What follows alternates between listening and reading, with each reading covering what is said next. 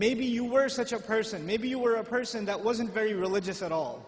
And you were living life like the rest of your extended family. But something came in your heart and you said, you know what? I'm going to take this guidance seriously. I don't know how it happened. Maybe Allah made it happen through some YouTube video. Or it happened through some khutbah you heard, or a friend, or however it happened. But you decided to make a change for the better in your life. And when you start changing the behavior in your life, the first people to see a change in you will be your own family.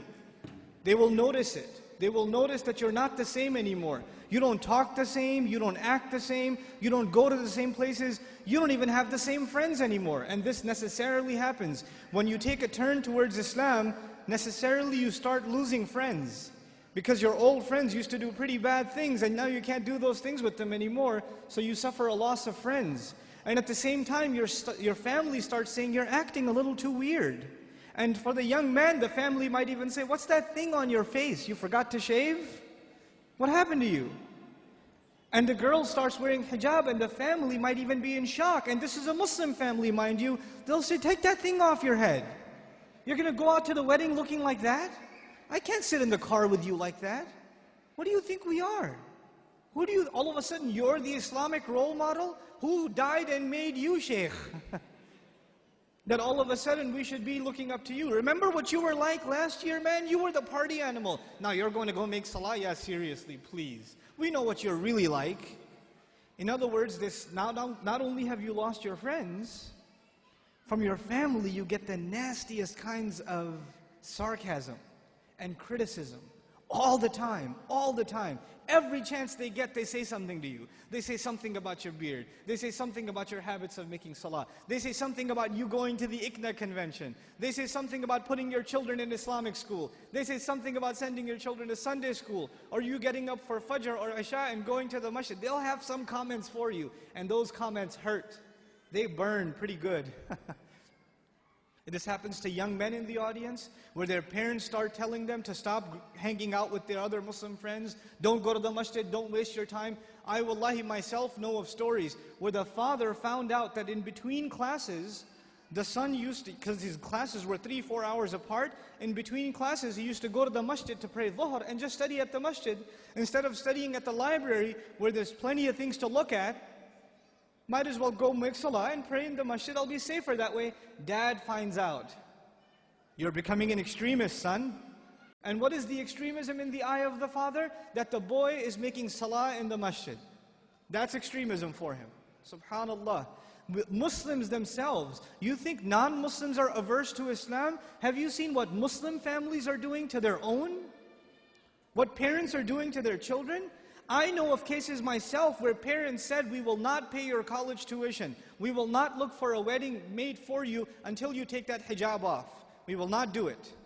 We do not accept you as our daughter until you take that thing off. We will not show our face in public with you. You can't go with us anywhere. This is the mother telling, and you know what they'll say? What's amazing about that? They'll make you feel bad about yourself.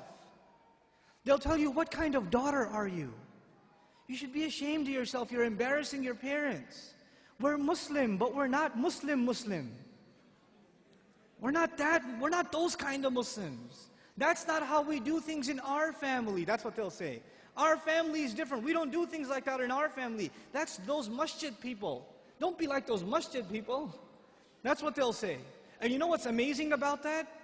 If you look at a portrait of your great-grandparents from back in the day, good old great-grandpa's got a big old beard and you can't even see grandma's face. So who's being true to the family and who's an embarrassment to the family? See, this is Muslim families today. And you're in the midst of all of this. And you know what happens? Because you've made a decision to turn towards Islam, if an enemy of Islam came to you and said, abandon your religion, you'd say, oh yeah? I'm going to be even more committed.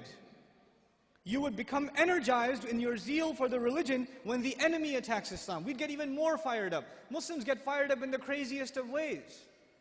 Somebody draws a cartoon about the Messenger ﷺ and Muslims go crazy and they'll burn some other guy's car up or break somebody else's because they're really angry.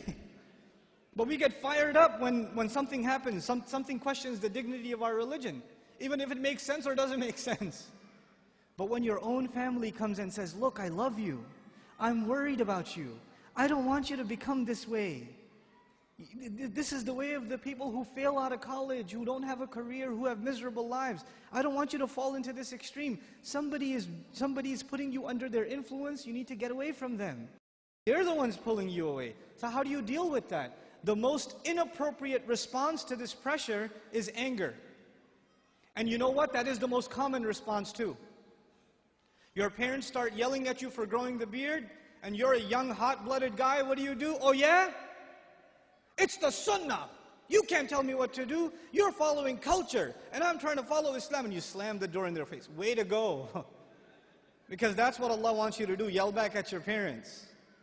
And they're talking about your beard. What was Ibrahim's father talking about, alayhi salam? Was he talking about something small or something big? Go make sajda to idols, boy. And does he lose his cool? Does he get angry? We have to learn how to be with our parents. Even when they call you away from deen, it doesn't matter if they're Muslim or not. وَإِن جَاهَدَاكَ عَلَىٰ أَن تُشْرِكَ بِمَا لَيْسَ لَكَ بِهِ عِلْمٍ فَلَا تُطِعْهُمَا وَصَاحِبْهُمَا فِي الدُّنْيَا مَعْرُوفًا. Allah Azza wa Jal tells us, if they struggle against you to make you follow what they themselves have no knowledge of, don't obey them while at the same time accompanying them in the most dignified fashion. Obeying them is separate, respecting them is separate.